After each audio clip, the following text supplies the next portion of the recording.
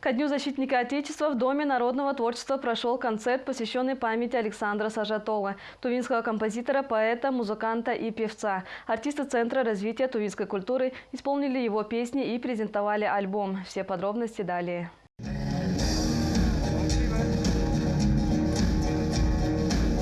Тувинский рок в живом исполнении. Под удары барабанов и звучание электрогитар Игорь Көшкенде и Бады Доржу Ондар исполняют известные песни Александра Сажатола. Артиста не стало 10 лет назад, но поклонники до сих пор помнят и слушают его произведения. В 80-е он оказал большое влияние на музыкальную культуру республики, основав группу Амырсана. Александр Сажатол вел новое направление, так называемый социальный рок. Тексты песен всегда имели глубокий посыл. Его творчество призывает народ поддерживать духовно-нравственное воспитание и оставаться всегда и везде хорошим человеком.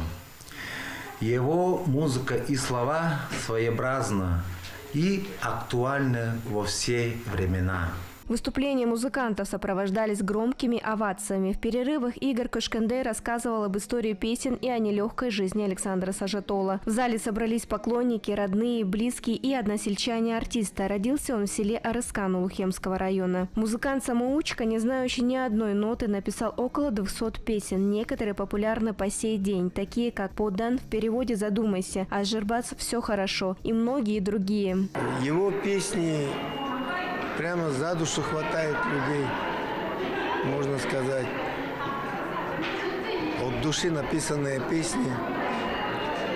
И особенно песня про Афганистан, не спрашивайте, вообще написал так, как будто сам служил в Афгане. Музыканты Центра тувинской культуры записали альбом и презентовали его на концерте. Диск выпустили ко Дню защитника Отечества. Туда вошли самые популярные песни легендарного артиста Тувы. Даяна Мангушки, Жик Байкара, Вести, Тыва.